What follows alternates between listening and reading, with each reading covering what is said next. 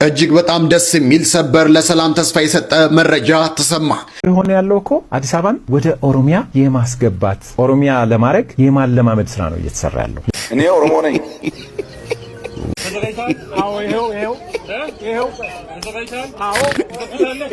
እንመልከት። ኦሮሚያ ክልል አዲስ አበባን ራሱ እየወረረ ነው። እኔ በአካልም በትክክልም ሪፖርት ሰርቼበታል፣ ኢንቨስቲጌት አድርጌያለሁ። እዛ ቦታ ላይ ኦሮሚያ መጥቶ አዲስ አበባን እየወረረ ነው። በነገራችን ላይ አዲስ አበባ የማናት ብለን ከማለታችን በፊት አዲስ አበባ እንዴት ተመሰረተች፣ እንዴት ተቆረቆረች፣ እንዴት እስከተማ ሆነች ብሎ መመለስ ይቻላል። ዛሬ ባንዲራ ሲነሳ አረንጓዴ ቢጫ ቀዩ ባንዲራ የአማራ ባንዲራ ነው የሚባለው። ዛሬ ብሔራዊ ጀግኖቻችን ማን ናቸው ብለን ብንጠይቅ አጼ ምኒልክን ለማንሳት ምሽኮረመም አገር ውስጥ ነው ያለነው።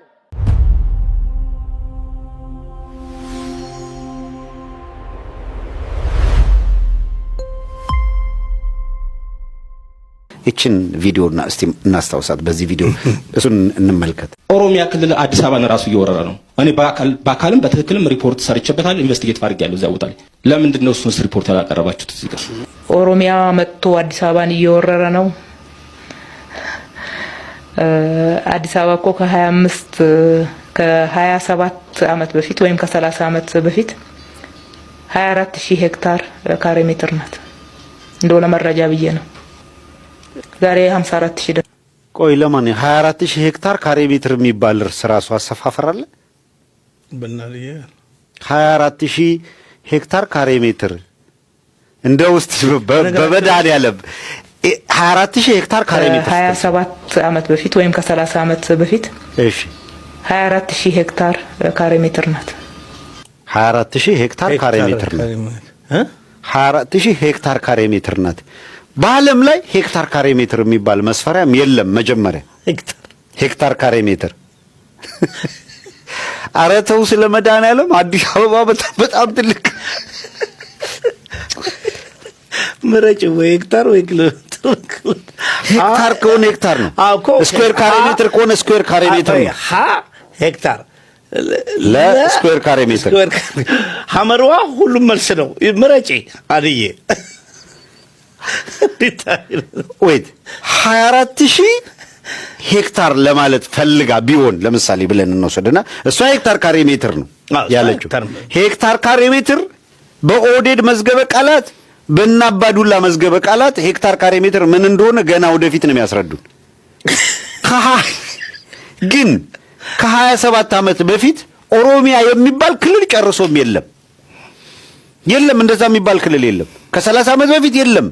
እሷ እያለች ያለችው አዲስ አበባ መኖሯን አትክድም አለች። ግን 24000 ናት አለች። አዲስ አበባ 24000 ሆና በነበረችበት ጊዜ ኦሮሚያ የሚባል ክልል የለም። አማራ የሚል ክልል የለም። ክልል አልነበረም። ኦሮሚያ የሚባል ባልነበረበት አዲስ አበባ የሚል ግን ነበረ። ሁለት ስንት ሆነን የምትለው ተላቀረባችሁት? እዚህ ጋር ኦሮሚያ መጥቶ አዲስ አበባን እየወረረ ነው። በቃ እዚቹ ጋር ኦሮሚያ መጥቶ አዲስ አበባን እየወረረ ነው አለች። አዲስ አበባ ነበረ፣ ኦሮሚያ የሚል በኋላ ነው የተፈጠረው። ልክ ነው፣ ጎበዝ አልተሳሳተም። እሷ ትቀጥላለች። አሁን አዲስ አበባ እኮ ከ27 ዓመት በፊት ወይም ከ30 ዓመት በፊት ከ25 ከ27 ከ30 አለች። አሁን ምንድነው ለማለት የፈለገችው መሰል 25 አለችው። ትዝ ሲላት ለካ ኢህአዴግ የገዛው 27 ነው። ኢህአዴግ የገዛው 27 ስለሆነ ከ27 ዓመት በፊት እንዳትል ደግሞ እነሱ ደግሞ መተው የተንበዛበዙ ያለበት ዓመት ተጨምሯል። 30 ደርሷል። 25 27 30 ዓመት አለች። እሺ 25 27 30 ካሬ ስኩዌር ማን ነው? ሄክታር ካሬ ትብልቅልቅ አደረገችውና እንቀጥል እስቲ። 24000 ሄክታር ካሬ ሜትር ናት። እንደው ለመረጃ ብዬ ነው አለ። መረጃ ነው ማየት ይቻላል። ካላወቀው እሺ ዛሬ 54000 ደርሳለች። 54000 ደርሳለች። ኦሮሚያ ወደዚህ ወደ አዲስ አበባ ወሮ ነው ወደ 54000 ያደገችው። ያ አሁን ለማለት የፈለገችው 24,000 ነበረች። አሁን 54,000 ደርሳለች። ኦሮሚያ ወደ እሷ ወሯት ነው 54 የሆነችው ወይስ እሷ ወደ ኦሮሚያ ሰፍታ ነው ጨዋታው? ተመልከት። አዲስ አበባ በጃንሆይ ዘመነ መንግስት ካርታ የካርታና ፕላን ላይ ተገብቶ ወጥቶ ሊታይ የሚችል የአዲስ አበባ የካርታ ይዞታ 120,000 ሄክታር ወይም ስኩዌር ካሬ።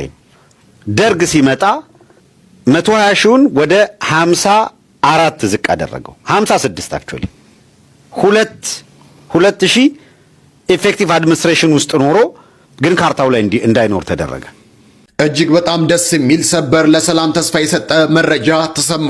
የፌዴራል መንግስትና ህወሓት በናይሮቢ ሊወያዩ ነው ተባለ። የፌዴራል መንግስትና የህወሓት አመራሮች በሚቀጥለው ሳምንት በኬንያ ናይሮቢ ለዳግም ውይይት ቀጠሮ መያዛቸው ተሰምቷል። በፕሪቶሪያው ስምምነት መሰረት ትግራይ አንጻራዊ ሰላም ሰፍኖ የቆየ ቢሆንም በዶክተር ደብረጽዮን የሚመራው የህወሓት ቡድን ስምምነቱን በመጣስ ዳግም የጦርነት እንቅስቃሴ በመጀመሩና የትግራይ ህዝብ ጦርነት ይበቃናል የሚል ጥሪ በማቅረቡ ነው። ሂደቱን ኦሉሴጉን ኦባሳንጆ፣ ዊሊያም ሩቶና ኡሁሩ ኬንያታ ይመሩታል ተብሏል። ከሰሞኑ በሶማሊያ የኢትዮጵያ አምባሳደር ሱሌማን ደደፎ ከህወሓት ጋር ምንም አይነት ድርድር ሊደረግ አይገባም በማለት መግለጻቸው የድርድር መንገድ መጀመሩን ጠቋሚ ነው በሚል ብዙዎች ሲገልጹት ቆይቷል። ገና ለገና ጦርነት ሄጄ ቅሜ መርቅኜ ጨብሳለሁ በማለት 25 ግራም ባህር ዳር ቅሞ ከምቦጭ ጋር ቀላቅሎ የሚሞት ልጅ ነው የሚላክልን ያለው።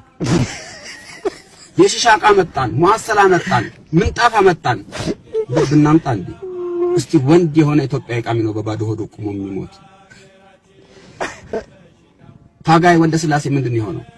እኔ ለዚች ሀገር ባረቅ ይቅማለሁ ብሎ ድፍት ያለው ማንን አይቶ? ጋሽ ስብሐትን አይቶ። ጋሽ ስብሐት አንዴ ለየለት ሰው ነው፣ አንዴ ትኩሳት ይላል። ስለ ሀገር ፍቅር አንድ ነገር ጻፍ ምንለው አይጽፍም። አልሆነም። ሞከር አልሆነም። 30 ዓመት ነው እኔ ከሚስቴ ለመውለድ የሞከርኩ። መጨረሻ ላይ ከሰራተኛ 9 ወለድኩ። ይሄ ነው ያኔ ነው። እና አብዮቱን ጀምረን ስናበቃ በፍጹም ባልጠበቅነው ሁኔታ ሻይ ቡና የጀበና ቡና አለ ብለን ዙምባቤ የሄድበት ከስልጣን ወዳቸዋል ብለን ዱቅ ብለን የቀረነው እኔ መሰለ ደግሞ ሌላ ጥቁር ሙጋቤ የሚባል በኋላ ብሩ እንደዚህ እስከ ሰማይ ድረስ ከተቆለለ በኋላ ግዛ ቢባል ግማሽ በነጭ አይገዛም። በጋሪ ይደብር ከጋሪው አንሳል። ይሄ ነው የሆነው። ምን አይነት ግፍ ነው ህዝቡ ላይ? እውነት ስንነጋገር ሀገራችንን ጠልተን ነው። እንቅልፍ የለንም፣ ስቀን አናቅም። እንዴት የመረቀነ ሶስ ዘመንን እንስማውና እንምጣ። ዘመዴ ዘቤቶች በጣም አልተቻሉም። በጣም የሚገርም ነው። ይሄን ነው እንግዲህ እነ ዘርዓ ያዕቆብ እነማ የሚሰድቡት እና ቀልደኛ ነው። ሲቀጥል ስሙ፣ ልቦናችሁ ከፍታችሁ ከግድያ ሙከራ መትረፍ የኦሎምፒክ ውድድር ቢሆን ኑሮ የወርቅ ሜዳሊያ አሸንፍ ነበር። ይህን ያለው ከ600 ጊዜ በላይ ከግድያ ሙከራዎች እንዳመለጠ የሚነገርለት የቀድሞ የኩባ መሪ ፊደል ካስትሮ ነበር። የግድያ ዜና በ2025 የጃፓን ቶኪዮ የዓለም አትሌቲክስ ሻምፒዮና አንድ የውድድር አይነት ከሆነ በሰሞኑ የአብይ አህመድ የተስፋ መቁረጥ የገደልነው ዘመቻ ብቻ ወርቅ ባላገኝ የብር ሜዳሊያ አላጣም። የመለያ ቁጥሬም 21-12 ይሆናል።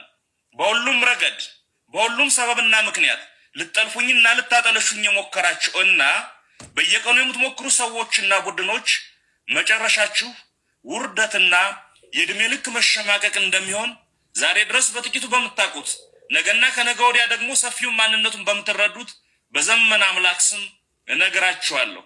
አምላክ ይቅር ይበለኝና ብዙዎች አይሆኑ ሞክረውኝ ደጋግመው ሞካክረውኝ መጨረሻቸው የሌባ ጣት ጥፍራቸው ውስጥ መደበቅ ሆነ። ድንግል ማርያም ምስክሬ ናት። ዛሬም ድረስ ያሳዝኑኛል። የቀበሮ ጫጫታ የማያስደነብረኝ ጀርባዬ ላይ ሊወጣ የሚሞክረው ሁሉ ቢሳካለት እንኳን የማይከብደኝ ግዙፍ ዝሆን ነኝ። ከንግስና ዙፋንና ዘውድ ጀምሮ በተለያዩ ህዝብ አስተዳደር ከኖችና ኃላፊነቶች እስከ ጦር ሜዳ ውሎች በብዙ ፈተና መሃል እያለፈ ሀገር የገነባ ቤተሰባዊ ማንነትና የመከራ ዘመን በቅጦ የገነባኝ ሰው ነኝ። በዓለም ውስጥ በማንኛውም ሁኔታ እንደ ህፃን በደስታና በሐዘን በእንባ የምሟሟ ተራ ሰው ምድራችን በድንገት ጨረቃ ብትሆን እንኳን የማይጨንቀኝ ልብ በሙሉ ጨካኝ ፍጡር ነኝና በጅራፍ ጮህት ልታስደነብሩኝ የምትሞክሩ የዋሆች አትድከሙ። እኔና ጓደኞቼ ከትውልድ አጋሮቻችን ጋር እንደምናሸንፍ የተጻፈው የእናቶቻችን ማዕፀን ውስጥ እያለን ነው። ወኔና ድል አድራጊነትንም የተጋት ነው በእትብት ነው። ይህ ትውልድ አሸናፊ ትውልድ ነው።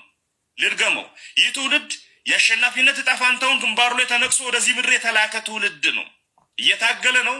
ድል አድርጎ የአማራን ሕዝብ ህልውና በፀሐይ ፊት ያረጋግጣል። ይህ ትግል ለትግሉ ብቻ የተሰጠና የሚሆን ራሱን የቻለ ልዩ ነፍስ ይፈልጋል።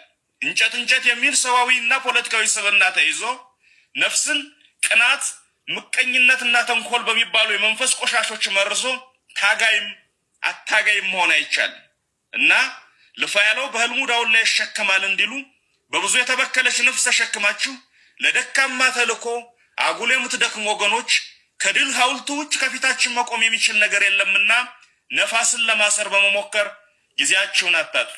የትውልድ እያለ የአማራን ህዝብ ጉልበት መሬት አታስነኩትም። በኩራት ቁሞ ገጥሟቸዋል፣ ያሸንፋቸዋል እና በባንዶች ፊት አውራሪ በተመስገን ጥሩን አገላለጽ ዘመነን አስወግደነዋል፣ ከዚህ በኋላ ድምፁን አትሰሙትም የሚለውን የሰሞኑን ብልጽግና አዲስ መዝሙር ስቃችሁ ለፉት። እያቀደላቸው ነው። ከጠፋውም ያጠፋኝ የጠላት ስስ ብልት ልየታ ቢዚ አድርጎኝ ነው። የዘመነ ትውልድ የዓለማችን እድለኛና ገድለኛ ትውልድ ነው። መንጋው እንዲበተን እረኛው ምተው የቆየ ብሂል በእኛ ትግል ውስጥ አይሰራ። ትግሉ ሚሊዮኑ እረኞች ከበውታል። መንጋው ራሱ እረኛ ከሆነ ዓመታት አልፈዋል። ዘመነ የእናንተን ሞት ቁሞ ለማየት ለታምር ተፈጠረ እንጂ በዘመነ መጥፋት ለአንድ ሴኮንድ እንኳን የሚንገራገጭ ትግል የለም። የትውልድ ከቀደምቶቹም ከነገዎቹም ትውስታና መንፈስ የተሸከመውና ያጎለበተው ከእድሜውና ተሞክሮ በላይ ያበሰለው አንዳች ነገር አለው። ስለሆነም ያሸንፋል። ይሄው ነው። በአዲሱ ዘመቻና ድሎቹ እንገናኛለን። አንድ አማራ፣ ድል ለአማራ ህዝብ፣ ክፋት ለማንም በጎነት ለሁሉም፣ አዲስ ትውልድ፣ አዲስ አስተሳሰብ። ቤተሰቦች ለዛሬ የነበረን ቆይታ ይህን ይመስል ነበር። ለዚህ ቻናል አዲስ ከሆናችሁ ሰብስክራይብ በማድረግ ቤተሰብ ሁኑ። በቀጣይ በሌሎች ቪዲዮዎች ተመልሰን እስከምንገናኝ ቸር ሰንብቱ።